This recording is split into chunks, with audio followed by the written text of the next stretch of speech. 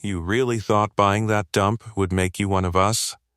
The words cut through the still morning air, sharp enough to turn heads from manicured lawns and polished driveways. A few neighbors chuckled under their breath. Others didn't bother hiding their smirks as they stared at the cracked siding and overgrown weeds surrounding the cheapest house on the block. By the way, where are you watching from? Tell me in the comments below. Because what looked like a poor decision wasn't one at all. Not even close. He didn't argue, didn't flinch, didn't even glance at the woman standing across the street in her tailored suit, her sunglasses reflecting his so-called mistake. Instead, the single dad just knelt in the dirt and kept digging, and none of them, not a single one, understood why that mattered. The man's name was Ethan Call.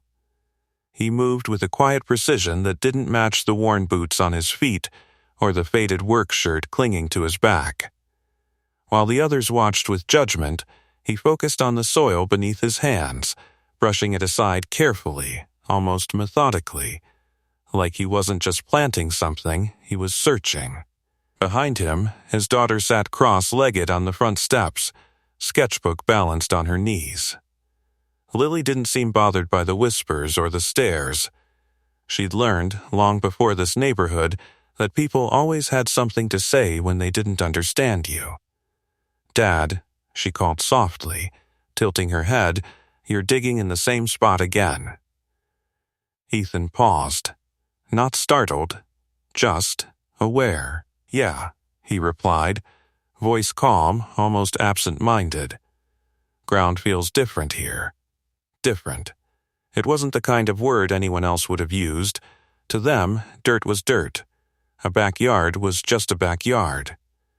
But the way he pressed his palm flat against the soil, eyes narrowing slightly as if listening to something no one else could hear, it felt deliberate. Intentional. Across the street, Maryanne Voss lowered her sunglasses just enough to study him more closely. "This is exactly what I warned the board about," she said, loud enough for the nearby residents to hear. Property values don't just drop on their own, they're dragged down. A ripple of agreement passed through the small crowd that had gathered, neighbors drawn not by concern, but by curiosity, by spectacle. Ethan didn't respond. He simply stood, wiping his hands on his jeans, and glanced briefly toward the row of pristine houses lining the street. The symmetry, the polished stone, the flawless landscaping, all of it sat on ground no one questioned. Except him. "Dad," Lily said again, quieter this time, "are we staying here?" That question carried weight. Not fear exactly, but uncertainty. The kind that came from moving too many times, from watching doors close just as quickly as they opened. Ethan looked at her then, really looked. "Yeah," he said after a moment. "We are." No hesitation, no explanation, just certainty. And that certainty did something strange. It lingered. Hung in the air longer than it should have, like a note played just slightly out of tune. Maryanne crossed the street, heels clicking against the pavement with controlled authority. She stopped just short of Ethan's property line, careful not to step onto the uneven grass. "You'll be receiving a formal notice," she said, her tone smooth but firm. "There are standards here, expectations.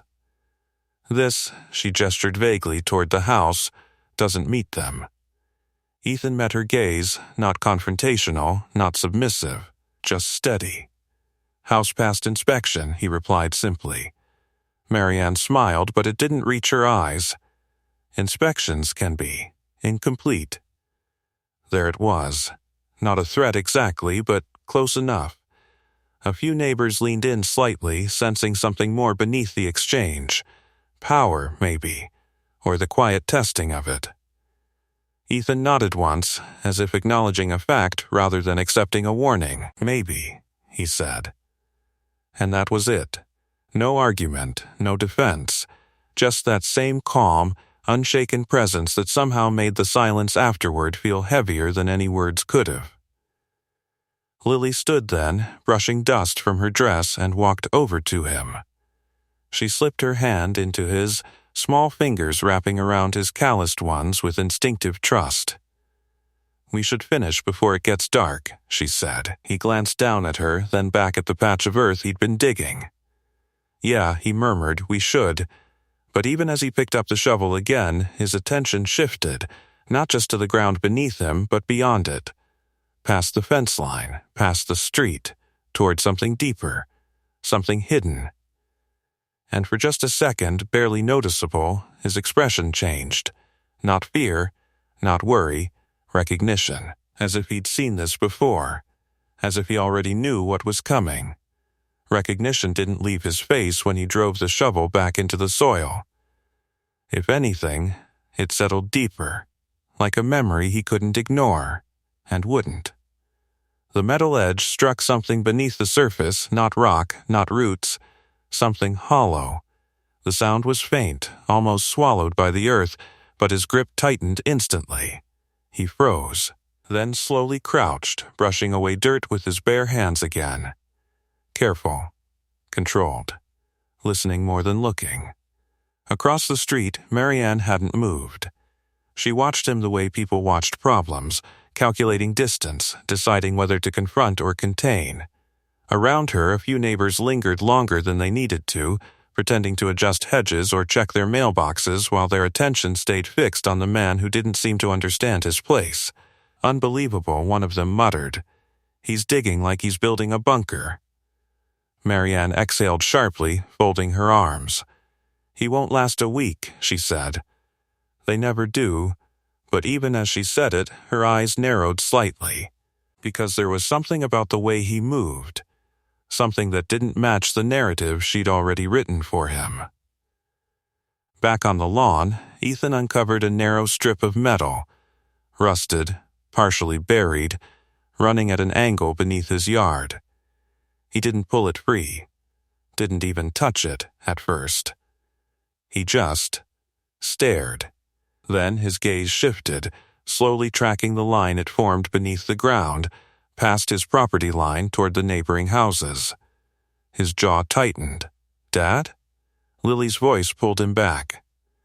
She stepped closer, peering down at the exposed piece. "What is it?" He hesitated. Not because he didn't know, but because of how much he knew. "Old pipe," he said finally, brushing dirt over part of it again. Probably nothing. Probably nothing. But the way he said it, quiet, measured, didn't match the words.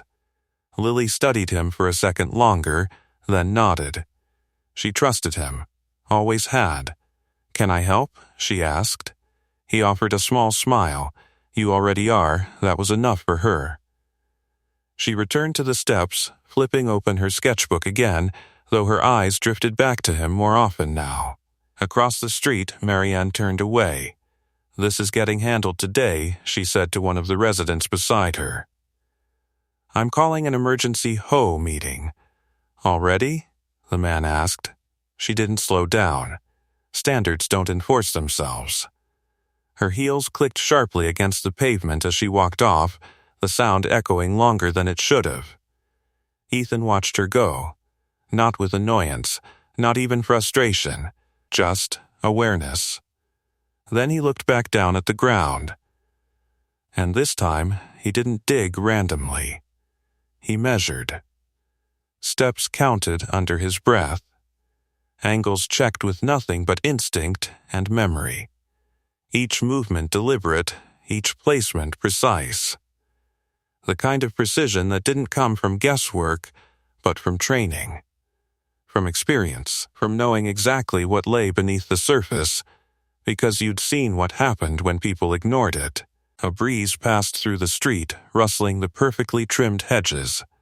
Somewhere, a distant car door slammed. Life continued, unchanged on the surface. But under that calm, something shifted. Not visibly, not yet, but enough for him to feel it. By late afternoon, the neighborhood clubhouse filled quickly. Polished wood floors, glass walls reflecting golden sunlight, a long table where Maryanne stood at the head, tablet in hand, posture flawless as always. "This won't take long," she began, her voice carrying easily across the room. "We've had multiple complaints regarding property violations, specifically Lot 17. A few heads nodded, some exchanged knowing looks. Overgrowth, unauthorized digging, structural concerns," she continued, listing them like charges. "Structural?" someone asked. Maryanne didn't hesitate. "Any alteration to land without approval creates risk. Risk." The word hung there, heavy, but not for the reasons she intended. Because at that exact moment, outside, Ethan pressed his palm flat against the ground again. Still, silent. Then, a faint tremor, barely noticeable. A vibration more than a movement. But his eyes sharpened instantly. "Lily," he called, not raising his voice, but firm. She looked up. "Yeah, inside. Now, no explanation, no panic, just certainty. And that was enough." She closed her sketchbook without question and hurried inside the house. Ethan stayed where he was, watching, listening, counting something no one else could see. Back in the clubhouse, Maryanne finished her statement. "We'll be issuing a formal eviction notice effective immediately," she said. "This community," a subtle shake interrupted her, just enough to rattle the glass slightly. The room went quiet. "Did you feel that?" someone whispered. Maryanne straightened. Probably construction nearby, but outside, Ethan's expression didn't change. Because he knew exactly what it was. And more importantly, he knew it wasn't going to stop. If you're starting to feel like something's not adding up, make sure you're subscribed, because this is where everything begins to shift. You're not wrong. Because outside, the ground didn't settle. It held that faint, uneasy vibration, like something deep beneath the neighborhood was shifting, testing its limits. Ethan stood completely still, boots planted firmly in the soil, his attention locked on the subtle tremor most people would have ignored. To anyone watching, he looked calm, maybe even passive. But inside, calculations were already running. Distance, pressure, direction. Patterns he hadn't thought about in years, now rising back to the surface with alarming clarity. He exhaled slowly, then turned toward the house. "Stay by the door," he said to Lily as he stepped inside briefly. She nodded, clutching her sketchbook tighter than usual. "Is it bad?" He didn't answer right away, not because he didn't know, but because the truth wasn't simple. "It could be," he said finally. "But we're ahead of it." Ahead of it. That phrase lingered in her mind as he stepped back outside, already scanning the street again. Across the road, one of the neighbors had stepped out of his house, frowning as he looked down at his driveway. A thin crack had appeared, barely visible, but new. "Hey," the man called out, crouching to inspect it. "This wasn't here this morning." Another door opened. Then another. Curiosity spread quickly in places like this, especially when perfection started to slip. Within minutes, several residents stood outside their homes, murmuring, pointing, comparing notes. "Probably the heat," someone suggested. "Or bad concrete," another added. Excuses came easily when reality felt inconvenient. But Ethan didn't look at the cracks. He looked beyond them, tracing invisible lines beneath the ground, connecting what others saw as isolated flaws into something far more dangerous. His gaze shifted toward the slope at the far end of the neighborhood, a subtle incline most people barely noticed. But he did, and the way his shoulders tensed said everything. Back inside the clubhouse, Maryanne had already regained control of the room. "It's nothing," she stated firmly, brushing off the brief tremor as if it had never happened. "Let's stay focused." A few hesitant nods followed. People wanted to believe her. It was easier that way. Now, as I was saying, a louder sound interrupted her this time, not a shake, a sharp crack, the kind that echoed. The room fell silent again. One of the residents near the glass wall turned slowly, eyes widening as he looked outside. "There's something happening out there." Maryanne's jaw tightened. She walked toward the window, each step measured, controlled. But when she reached the glass, her composure faltered just for a second, because the street no longer looked perfect. Hairline fractures now stretched across multiple driveways. One of the decorative stone pathways had shifted unevenly, and in the center of it all, Ethan stood exactly where he had been. Not surprised, not confused. Prepared. Back outside, the murmurs had turned into uneasy silence. The man who'd first noticed the crack straightened slowly, brushing dust from his hands. "This doesn't look right," he admitted. No one argued this time, because deep down they could all feel it now. Something wasn't stable. Something was wrong. Ethan stepped forward, finally closing the distance between himself and the group. They noticed him immediately, not because he demanded attention, but because of the way he carried himself. Steady, grounded, certain. "You should step back from the driveways," he said calmly. A few people blinked at him, caught off guard by the tone, not forceful, but firm enough to cut through the noise. "Excuse me?" One woman replied, clearly irritated. "And why exactly would we? Because the ground underneath isn't holding evenly," he interrupted, not raising his voice, but leaving no room for debate. That did it. The group went quiet, not convinced, but unsettled. "What are you talking about?" the first man asked, glancing down again. Ethan pointed, not at the crack itself, but along its path. "Look at the direction," he said. "It's not random." A few heads tilted, eyes followed the line more carefully this time, and slowly realization began to creep in. The fractures weren't scattered, they were connected, leading somewhere. Maryanne stepped out of the clubhouse just then, her presence immediately shifting the atmosphere. "What is going on here?" she demanded.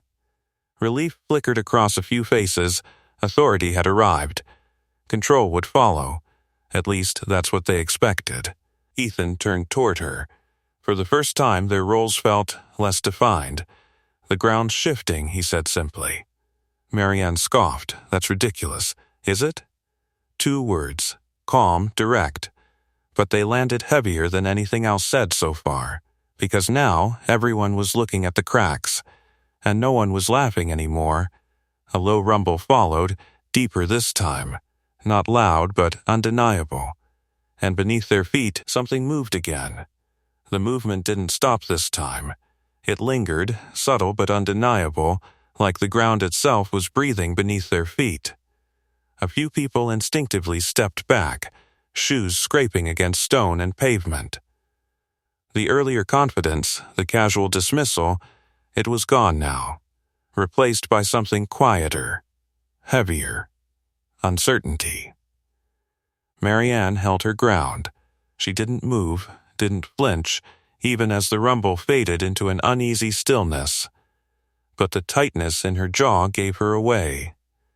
The slight hesitation before she spoke again. "This is being blown out of proportion," she said, her voice sharper now. Minor settling happens all the time in new developments. But no one answered her. Because now they could see it. One of the luxury homes across the street, pristine just hours ago, had developed a jagged crack along the edge of its front steps. Small, but fresh. And growing. Ethan didn't look at Maryanne. He looked at the house, then at the ground beneath it, then beyond it, tracing something invisible again. "Everyone needs to move away from the foundations," he said, louder this time, not commanding, but urgent enough to cut through the tension. A man near the cracked steps hesitated. "Is it dangerous?" Ethan didn't sugarcoat it. "It's getting there, that was enough." People started moving. Slowly at first, then faster, stepping back onto the street, away from walls, away from anything that touched the ground too firmly. Except Maryanne. She stepped forward instead.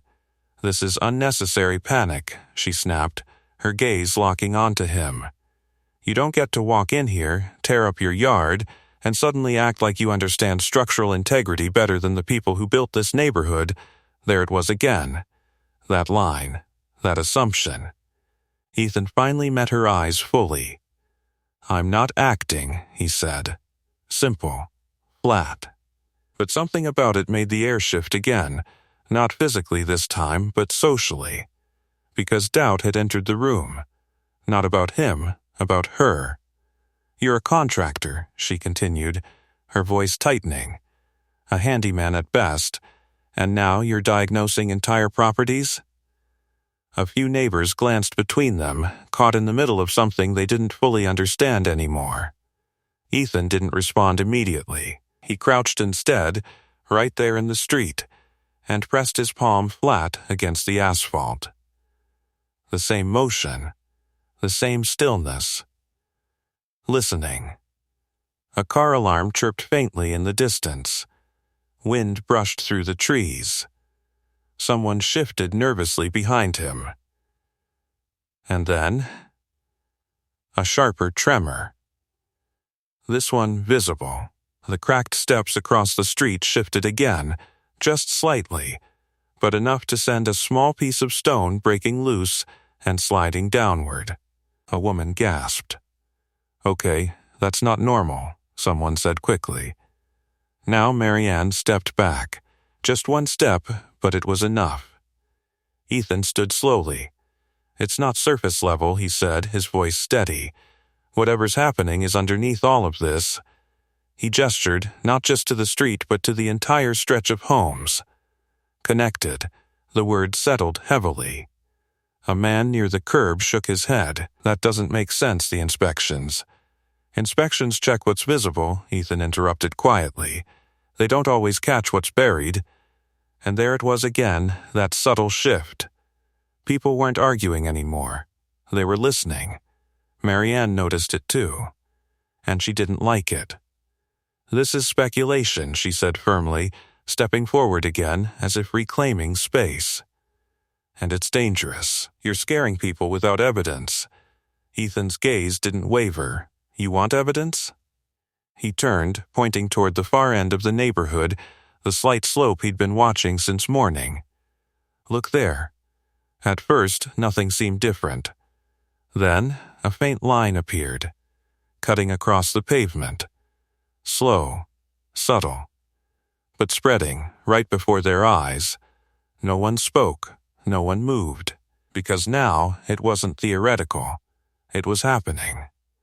Maryanne's composure cracked, not outwardly, not in a way she'd admit, but enough for the silence around her to feel louder than anything she could say. Ethan stepped forward again, closer to the center of the street. "This doesn't stop on its own," he said. "And if we ignore it—" He didn't finish the sentence. He didn't need to, because the ground answered for him. Another low rumble rolled beneath them, longer this time, deeper. And somewhere, just out of sight, something shifted, and this time it wasn't subtle. A deep, grinding sound rolled beneath the neighborhood, like stone dragging against stone far below the surface. The ground didn't just tremble, it moved. A sharp crack echoed from the far end of the street. Heads snapped toward it. One of the larger homes, the kind with tall columns and imported stone, jerked slightly to one side. Not enough to collapse, but enough to make it real. "Everyone back." Ethan's voice cut through the rising panic, stronger now, carrying authority he hadn't shown before. This time, no one questioned him. People moved. Fast. Shoes scraped, doors slammed. Someone shouted for their kids. The illusion of control, the polished, perfect calm of the neighborhood, shattered in seconds. Maryanne stood frozen for a moment, staring at the house that had just shifted. Her house. "No," she whispered under her breath. The front steps of her property cracked straight down the center. Clean. Violent. For the first time, she looked unsure. Ethan moved past her without hesitation, scanning the street, the slope, the lines forming beneath the ground like invisible fractures spreading outward. "It's following the fault," he said, mostly to himself. Then louder, "Everyone away from the slope. Stay in the center of the road, don't go near the edges." A man grabbed his arm. "What do we do? Call someone? Engineers? The city?" Ethan shook his head slightly. By the time they get here, he didn't finish. Because he knew, and something in his tone made the man let go. Behind them, another crack split across a driveway. Then another. The pattern was clearer now, branching, connecting, spreading like veins beneath the neighborhood. Lily stood near the doorway of their house, watching everything unfold, her sketchbook pressed tightly to her chest. "Dad," she called. He turned immediately. Inside, now. But Lily. Just her name. Firm, certain. She nodded and disappeared inside without another word. Ethan exhaled once, then turned back to the street. Everything was accelerating. Maryanne stepped toward him again, but this time there was no arrogance in her movement. No control. "What is happening?" she demanded, her voice strained now, not sharp. Ethan looked at her, not with judgment, not with satisfaction, just clarity. "The ground underneath your neighborhood wasn't reinforced properly," he said. "There's a structural gap, something failed below the surface." Her eyes widened slightly. "That's impossible. This development passed every visible inspection," he cut in. The same words as before. But now, they landed differently, because the evidence was all around them. Another rumble hit, stronger. A section of decorative stone near the slope collapsed inward slightly, revealing a hollow space beneath. Not deep, but enough to expose something darker below. A void. Someone screamed. Okay, this is bad." A man shouted, backing away quickly.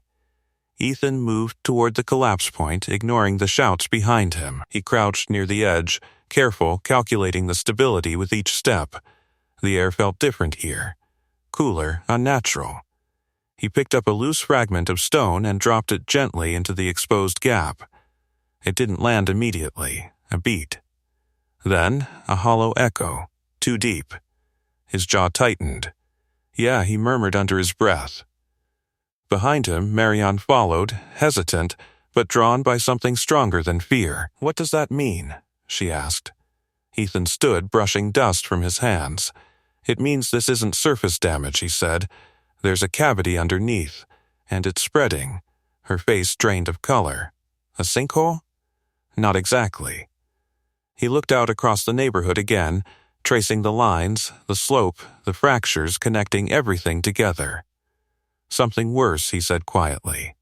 That silence hit harder than any explanation, because now they knew he understood it. And they didn't. If you've made it this far and you're starting to realize how fast things can fall apart, make sure you're subscribed. Because what happens next changes everything. Another crack split the pavement. Louder this time. Closer. Right down the middle of the street, people stumbled back, some nearly losing their balance as the ground shifted unevenly beneath them. Ethan stepped forward again, toward the center, toward the fracture. Not away from it. Never away. He crouched once more, pressing his hand against the asphalt, eyes closing briefly as if listening to something far deeper than sound. And then, his eyes opened. Sharp. Focused. Certain. "It's not just collapsing," he said. Maryanne swallowed. "Then what is it?" Ethan stood slowly, and for the first time, there was no hesitation in his voice. "It's failing," he said, "and it's already too far along to stop the way you think. It's failing," he said. The word didn't just describe the ground beneath them, It settled over the entire neighborhood like a verdict. No one argued this time. They couldn't, because the evidence wasn't subtle anymore. The fracture running down the middle of the street widened slightly, a thin gap turning into something darker, deeper. Dust trickled into it, disappearing faster than it should have. A woman grabbed her husband's arm. "We need to leave, right now." "Where?" Someone else shot back. "If it's everywhere, where do we go?" Panic was spreading now. Not loud, not chaotic yet, but close. Ethan stepped away from the crack, scanning the entire stretch again. His mind wasn't reacting, it was calculating. Every movement of the ground, every shift in pressure, every subtle angle in the slope, it all fit together. Too well. He turned back toward the group. "Listen to me," he said, louder now. "The center of the road is the most stable point. For now, stay together. Don't go back inside the houses." A man frowned. "But our stuff, our stuff doesn't matter," Ethan cut in. "Weight distribution does. Foundations are already compromised. If one section gives..." A sharp crack interrupted him again. This one closer. Right beneath one of the parked luxury cars. The vehicle shifted slightly, tilting just enough to send a ripple of gasps through the crowd. Okay. The man threw his hands up. Fine.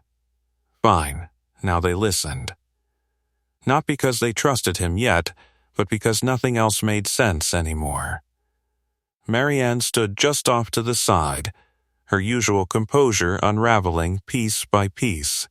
She looked at her home again, the fractured steps, the subtle lean that hadn't been there this morning. "This can't be happening," she whispered. Ethan heard her, but didn't respond. Instead, he walked back toward his yard. Fast, focused. "Where are you going?" Someone called after him. Getting ahead of it, he replied without stopping. He grabbed a set of tools from beside the porch, simple things. Rope, a metal rod, markers he'd already placed earlier. That detail didn't go unnoticed anymore. "Wait," one of the neighbors said slowly. "You already had this stuff set up?" Ethan didn't answer directly. He drove the metal rod into the ground at a specific point near the edge of his property, checking resistance, angle, depth. Then another, and another, each placement precise. Each movement efficient, not guessing, knowing. Maryanne stepped closer again, her voice tighter now, not from authority but from something else. "How are you doing that?" she asked. "How do you know where to place those?" Ethan paused briefly, glancing at the line of rods forming along the yard. "They show me how fast it's spreading," he said. Her brow furrowed. "You've done this before, it wasn't a question." Ethan didn't deny it. But he didn't confirm it either. Instead, he looked out across the neighborhood again, and this time, his expression hardened. Everyone moved 10 feet back, he called out suddenly. The urgency in his tone hit different now. Immediate. Non-negotiable. People hesitated, just for a second. Then the ground answered for him. A low, violent rumble surged beneath them, stronger than anything before. The central crack widened sharply, splitting open another inch in seconds. Move. This time they didn't wait. The entire group stumbled backward, some nearly falling over each other as they rushed away from the expanding fracture. A section of pavement near the slope dropped slightly, just enough to reveal more of the hollow darkness beneath. The void was growing. And fast. Ethan stepped forward again, but not recklessly, carefully. Calculating each step like the ground itself was a puzzle he'd solved before. Because it was. He crouched near one of the rods he'd placed, watching it shift ever so slightly in the soil, tracking it, measuring it. Then he stood, and finally, he turned back to them. Not as the man they'd mocked, not as the outsider, but as the only one who understood what they were standing on. "This isn't random," he said. "It's following a buried line, something that was already unstable before any of these houses were built." A man shook his head. "Then why didn't anyone catch it?" Ethan's jaw tightened. Because no one wanted to look that deep, the answer landed hard. Because suddenly, this wasn't just an accident. It was something worse. Something ignored. Maryanne swallowed, her voice barely steady now. "Can it be fixed?" Ethan looked at the ground again, the cracks, the void, the pattern unfolding exactly the way he'd feared. Then he looked back at her. And this time, there was no softness in his answer. "Not the way it should have been," he said. A pause. Then, quieter. "But I can slow it down." Those words didn't bring relief, they brought reality. Because slowing something down meant it was already too far gone to stop. A heavy silence settled over the group. No more arguments, no more denial. Just the quiet understanding that whatever was happening beneath them was bigger than any of them. Ethan didn't wait for questions. He turned immediately, scanning the ground again, recalculating with every second that passed. The rods he'd planted shifted slightly, subtle but enough to confirm what he already suspected. The spread was accelerating. "We don't have much time," he said, more to himself than anyone else. Maryanne stepped closer, her voice steadier now, but not because she had control. Because she needed it. "What do you need?" she asked. It was the first time she'd asked him anything without authority behind it. Ethan noticed, but he didn't acknowledge it. Not yet. "Weight needs to be redistributed," he said. "Pressure points are uneven. That's what's causing the collapse to spread." A man blinked. In English?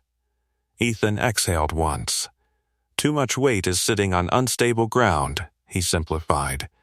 "Your houses, your driveways, all of it is pressing down on something that can't hold anymore." A woman shook her head. "So what, we just stand here and watch everything sink?" "No," Ethan said. Then he pointed, quick, decisive. "You start moving anything heavy away from the slope. Cars first. Keep them centered. Spread them out." People hesitated again, but not out of doubt, out of fear. Because now they understood enough to know this was serious. Maryanne turned sharply. "You heard him," she said, her voice snapping back into something closer to command, but different now. Less arrogance, more urgency. "Move the cars now." That did it. Doors opened, engines started. Tires rolled cautiously across the fractured street as residents repositioned vehicles toward the center. Ethan moved alongside them, directing with quick gestures, adjusting spacing, watching the ground with constant focus. Every shift mattered. Every inch. "Not there," he called to one driver. "That section's weaker, bring it back 2 feet." The man obeyed without question. Because now, they weren't listening to Maryanne. They were listening to him. And she knew it. She watched as he moved through the chaos, not panicked, not overwhelmed, just precise, controlled, like he'd done this before. Like this wasn't new. Her gaze hardened, not with anger, but with something closer to realization. "You knew," she said suddenly. Ethan didn't stop moving. But he heard her. "You knew something was wrong before you even bought this house," she continued, stepping closer. "That's why you chose this one." Now he paused, just for a second. Then he looked at her. Not defensive, not proud, just honest. "I knew enough," he said. Her breath caught slightly. Enough to what? Ethan glanced toward his yard, the markers, the digging, the careful placement of everything he'd done since arriving. "Enough to watch it," he replied. The answer unsettled her more than anything else. "Watch it?" she repeated. "You bought a house here, just to watch this happen?" "No," he said quietly. A beat. To make sure it didn't get worse than it had to, that landed differently. Because now, This wasn't about him trying to belong. It wasn't about him struggling to keep up. It was about him stepping into something no one else even knew existed. Behind them, another shift rippled through the ground, less violent this time, but still present. Ethan turned immediately, checking the rods again. Still moving. Still spreading. But slower. The adjustments were working. For now, a man jogged up to him, slightly out of breath. Cars are moved. What next? Ethan looked at the slope again, then at the exposed cavity near the collapsed section, then back at the group. "We stabilize the edges," he said. "How?" the man asked. Ethan's eyes narrowed slightly, already mapping it out. "We need to reduce pressure along the fault line, reinforce what we can before it spreads further." The words sounded technical, but the way he said them made it clear. He had a plan, a real one. Maryanne stepped forward again, this time without hesitation. "Tell us what to do," she said. And just like that, the power in the street shifted completely. And this time, no one questioned it, not even her.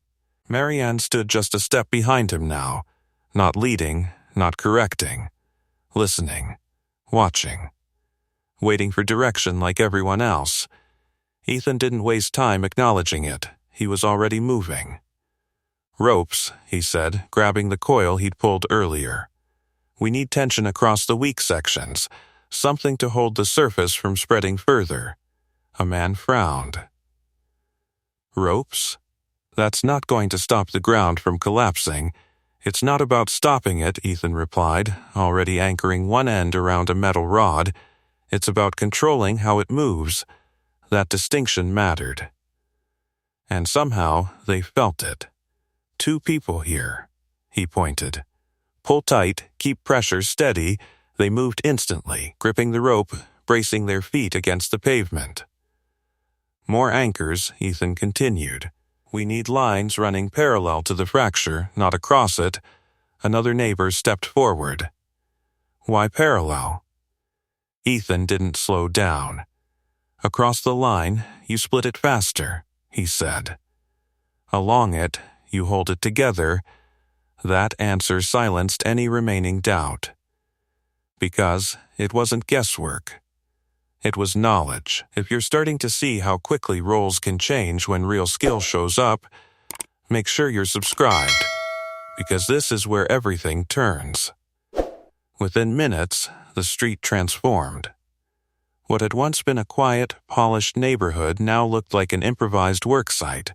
Ropes stretched across sections of pavement, rods driven into the ground at measured intervals, residents working side by side under direction they never expected to follow.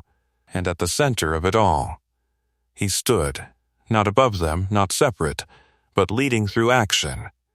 "Keep the tension even," he called. "If one side pulls harder, it'll shift the pressure." The two men holding the first line adjusted immediately. "Like this?" one asked. Ethan stepped closer, checking the angle, the strain. "Yeah, hold it there." His voice stayed calm, focused, even as another low rumble passed beneath them. The ground didn't crack this time, didn't split further. It resisted, just slightly, but enough. A woman noticed it first. "It's not moving as much," she said, her voice tentative. Others looked down, watching the fractures closely. She was right. The spreading had slowed. Not stopped, but slowed. And that changed everything. Maryanne exhaled slowly, her shoulders lowering just a fraction. "You're actually stabilizing it," she said, almost to herself. Ethan didn't respond. He was already setting the next line, adjusting the spacing between anchors, calculating the next pressure point. Because slowing it down wasn't the goal. It was just buying time.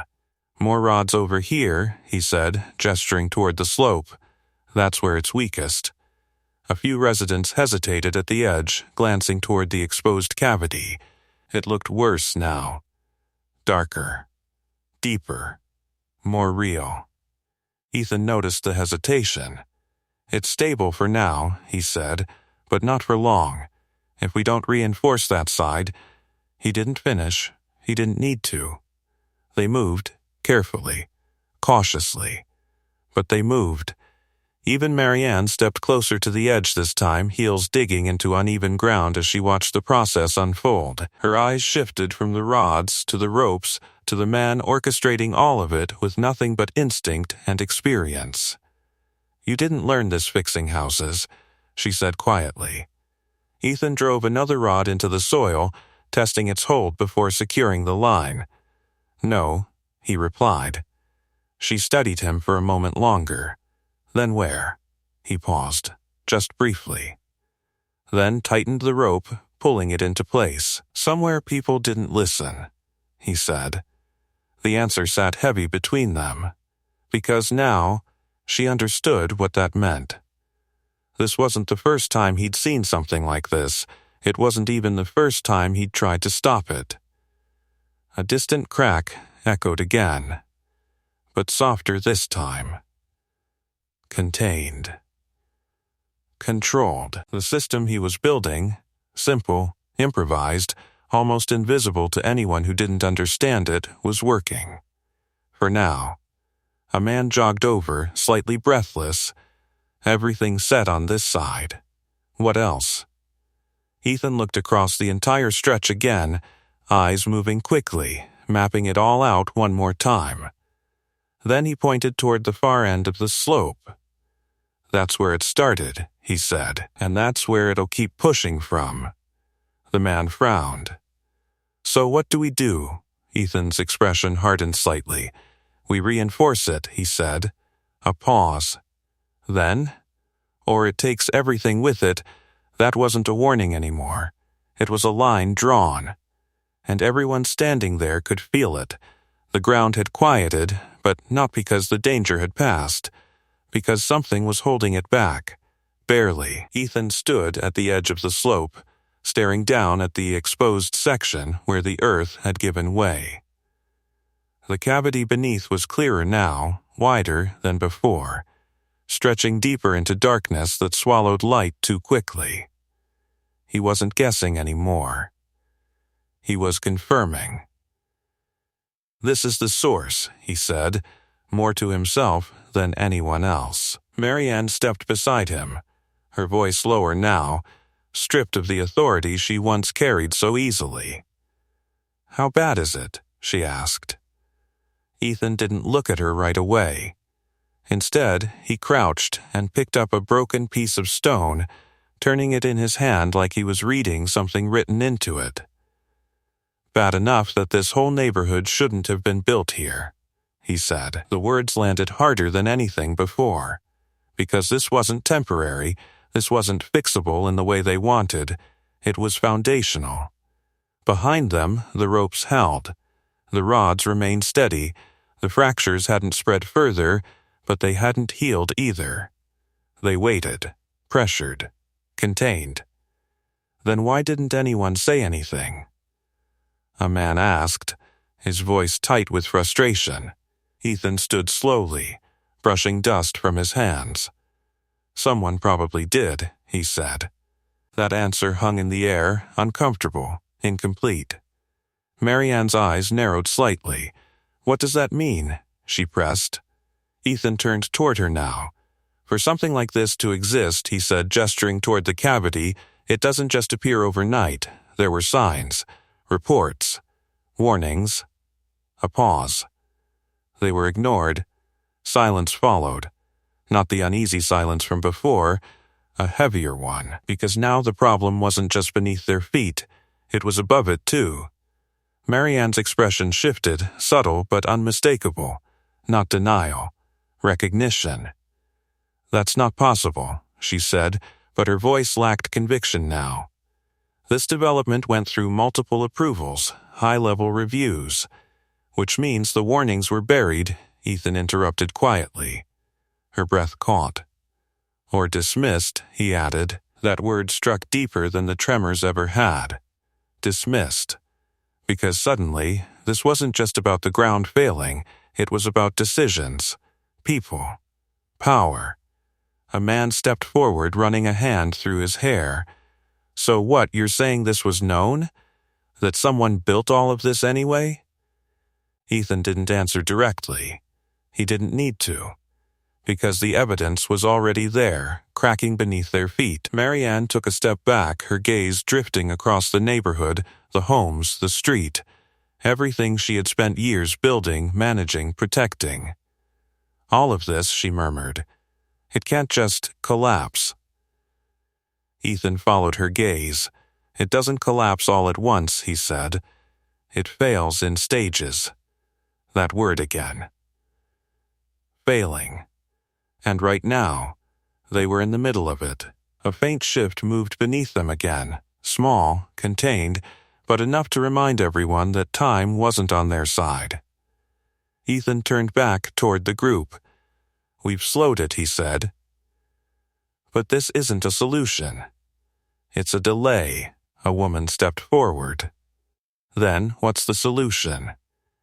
Ethan's eyes moved back to the slope, to the cavity, to the place where everything had started. We expose it, he said. The group exchanged uncertain looks.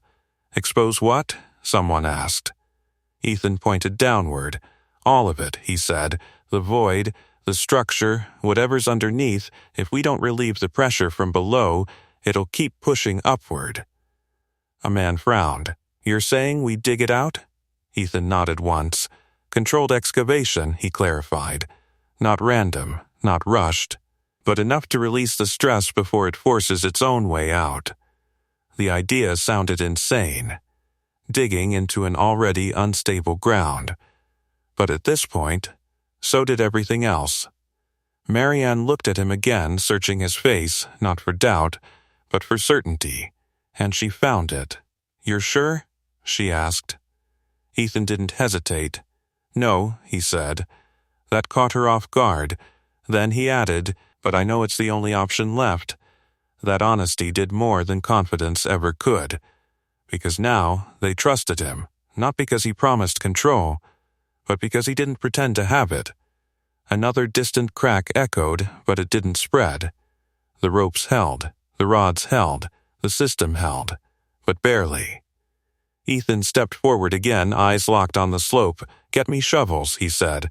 No hesitation this time, no questions. People moved instantly, running toward garages, sheds, anywhere tools could be found. Because now, the neighborhood wasn't waiting to be saved, it was working to survive. And at the center of it all, the man they laughed at that morning was the only reason they still had a chance.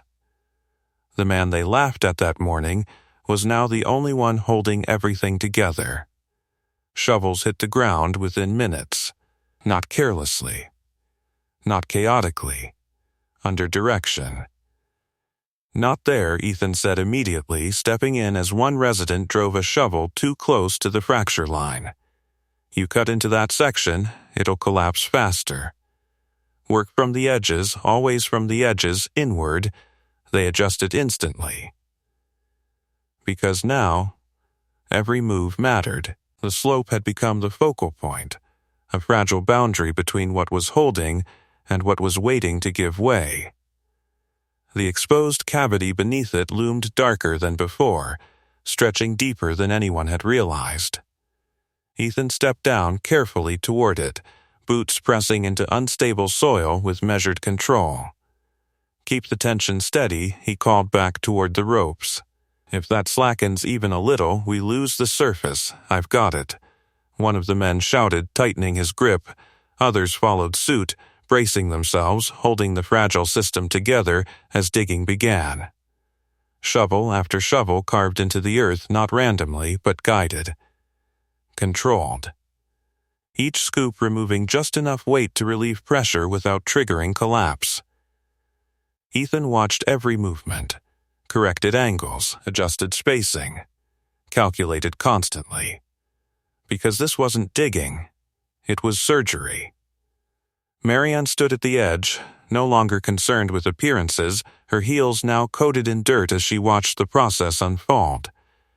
This shouldn't be possible, she said quietly. Ethan didn't look up.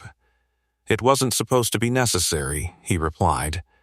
That distinction hit her harder than she expected, because now she understood this wasn't just a natural failure. It was a failure that had been allowed to happen. "Ethan," she said, using his name for the first time. He paused slightly, but didn't stop working. "You said someone ignored warnings," she continued. "How do you know that?" He drove the shovel into the soil again, deeper this time, exposing more of the underlying structure, a fragmented layer of old reinforcement, cracked, incomplete. Then he stepped back, and finally looked at her. "Because I wrote one of those warnings," he said. "The words didn't come with drama. They didn't need to. The silence that followed was enough." Maryanne's breath caught. "You? What?" Years seemed to pass in the space between those two words. Ethan turned back toward the exposed layer, brushing away loose dirt with his hand. "This area was flagged before construction started," he said. "Unstable ground. Incomplete reinforcement plans. Risk of subsurface failure. A man nearby froze mid-motion." "Wait, you're saying this was documented?" Ethan nodded once. "Detailed reports," he said. "Recommendations for deeper structural support. Warnings about long-term collapse risk if it wasn't addressed." Maryanne shook her head slowly. That doesn't make sense," she said. "Developers wouldn't ignore something like that, not at this level." Ethan let out a quiet breath. "They don't ignore it," he said. A pause. "They reclassify it. The implication hit instantly. Reworded, minimized, buried in paperwork no one reads." "So you knew," Maryanne said, her voice barely above a whisper. "You knew this place wasn't safe, and you still came here?" Ethan stood, wiping his hands again, though the dirt never really left. "I knew it would hold for a while," he said. "Long enough for someone to notice if they were looking." "And you were," she said. He didn't answer. "Because the truth was already clear. I tried to stop it before," he added quietly. "Different site. Same kind of failure. The air shifted again, not with fear this time, but with understanding." "And?" one of the residents asked cautiously. Ethan's jaw tightened slightly. "No one listened," he said. "That was all. But it was enough. Because suddenly this wasn't just a man solving a problem. It was a man finishing something he'd already failed to prevent once before. A low rumble passed beneath them again, but softer. Controlled. The excavation was working. The pressure was releasing, slowly, carefully, just enough to ease the strain on the surface above. "Keep going," Ethan said, his voice steady. "We're getting there." Shovels moved faster now, not reckless, but more confident. Because they could feel it. The ground wasn't fighting them as hard anymore. The fractures weren't widening. The system was holding.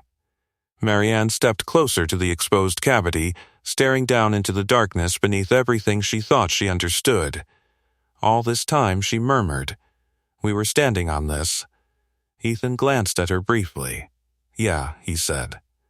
Then added, "Most people don't question what's under them. Until it gives way, that silence returned again." But this time, it wasn't filled with fear, it was filled with truth. And truth didn't shake the ground, it reshaped everything standing on it. The excavation continued, but something had shifted beyond the physical now. The panic was gone. The chaos had settled into purpose. Every person on that street, every homeowner who had once measured worth by appearances, was now working side by side, following the direction of the one man they had dismissed. Ethan didn't slow down. Careful on that edge, he called, stepping in as a section of loosened soil began to crumble too quickly. He adjusted the angle of the dig, redistributing weight with a few precise movements. You release it too fast, it collapses. Steady, keep it steady. The man nodded, correcting immediately. They trusted him now. Completely. Not because he demanded it. Because he'd earned it. Another section of earth gave way, But this time, it didn't trigger a chain reaction.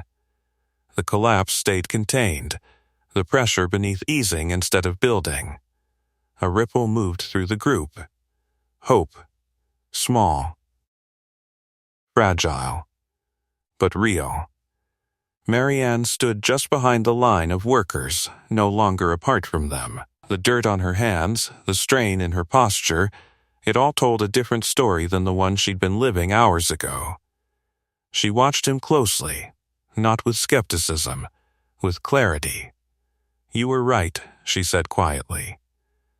Ethan didn't look up, not immediately. Because this wasn't about being right. It never had been, but after a moment he stepped back from the edge, scanning the site again, confirming what he already felt. The ground had stabilized, not permanently, not completely, but enough. "For now," he said. Maryanne nodded slowly. "For now," she repeated. The words carried weight, but also something else. Acceptance. Around them, the neighborhood began to settle, not physically but emotionally. The tension that had gripped every movement started to ease. Conversations returned, quieter now, more thoughtful. A man approached Ethan, wiping sweat from his forehead. "I owe you an apology," he said. "We all do." Ethan shook his head slightly. "You don't owe me anything," he replied. But the man didn't move.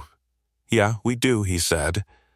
Others began to gather, not crowding, not overwhelming, but present, acknowledging, because they remembered the looks, the comments, the assumptions, and now they saw him clearly.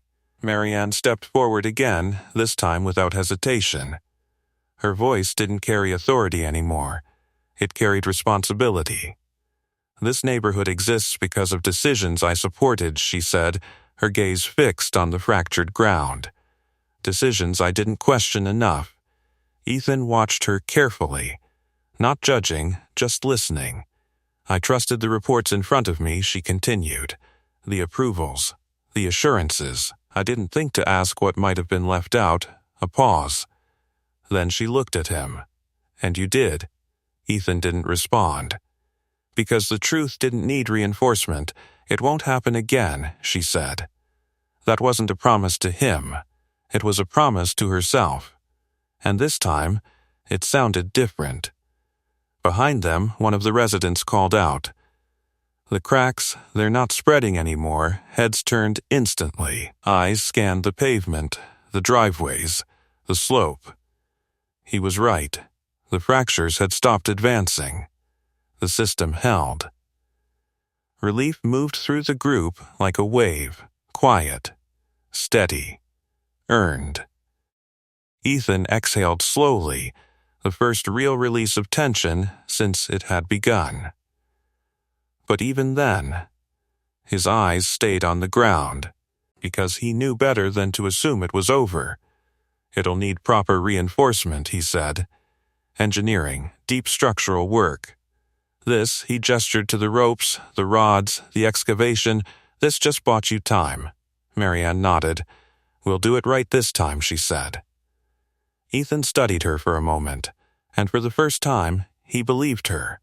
Not because of her position, but because of what she'd just gone through. The street looked different now, not broken, changed. The perfection was gone, but in its place was something more honest, more real. Lily stepped out from the house then, walking carefully toward him, her eyes wide as she took in everything that had happened. "Is it over?" she asked softly. Ethan crouched beside her, brushing dirt from her sleeve. "For now," he said. She nodded, accepting it the way she always did, without fear, because she trusted him. And now, so did everyone else. And now, so did everyone else. The street that once echoed with quiet judgment now carried something entirely different. Respect, not loud, not forced, but undeniable. The ropes still stretched across sections of pavement, the rods still held their positions in the soil, and the exposed earth near the slope remained a stark reminder of what lay beneath. But the panic was gone, replaced by something steadier, awareness. Maryanne stood at the center of it all, no longer elevated above the others, no longer separated by status or control. Just another person standing on ground that had nearly failed her. "We'll bring in engineers first thing," she said, addressing the group not as a command, but as a commitment. Independent ones. Full inspection. No shortcuts. This time, no one questioned her. Because this time, she wasn't protecting appearances, she was protecting truth. Ethan stood a few steps away, watching quietly as the neighborhood began to reorganize itself, not around power, but around understanding. People spoke differently now. Softer. More deliberate. A man approached him again, offering a firm nod. "You saved all of this," he said. Ethan shook his head slightly. "No," he replied. "We did, and that mattered. Because it wasn't just his skill that held the ground together. It was what happened after they chose to listen." Lily stood beside him, her small hand slipping into his again. She looked out at the street, at the neighbors who had once turned away from them, now looking back with something closer to gratitude. "They're not staring the same way anymore," she said quietly. Ethan glanced down at her, then back at the group. "No," he said. "They're seeing," she added. He gave a small nod. "Yeah, they are."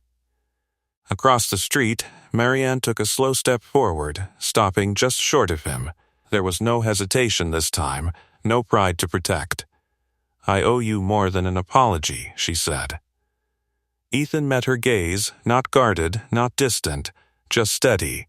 "You owe the truth more than anything," he replied. She nodded. "I intend to give it," she said. And something about the way she said it made the moment settle, not as an ending, but as a turning point. Because this wasn't just about a neighborhood anymore. It was about what people chose to ignore, and what happened when someone refused to. The sun dipped lower, casting longer shadows across the cracked pavement. The damage was still there, visible, undeniable, but it no longer felt like the end of something. It felt like the beginning of understanding. Ethan walked back toward his yard, stopping near the patch of ground he'd started digging that morning, the same spot that had drawn so much ridicule just hours ago. Now, it made sense. He looked down at it, then out across the street, at the homes, the people, the space between them that no longer felt divided. He hadn't come here to prove anything. He hadn't come here to belong. He came because he knew. Because he'd seen what happened when warnings were ignored. And this time, he made sure they weren't. Lily tugged lightly at his hand. "Are we still staying?" she asked.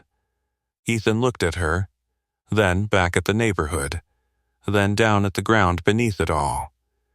"Yeah," he said, "we are." Because now, they weren't just living there, they were understood there. And the house, the cheapest one on the block, the one everyone mocked, stood exactly where it needed to be. Not as a mistake, but as the one place someone had been willing to look deeper. This wasn't a story about a cheap house. It was about what happens when someone sees what others refuse to. Ask me for the next story title and I'll bring it to life. Subscribe, and don't miss our next story. The janitor they mocked was the only one who could open the vault.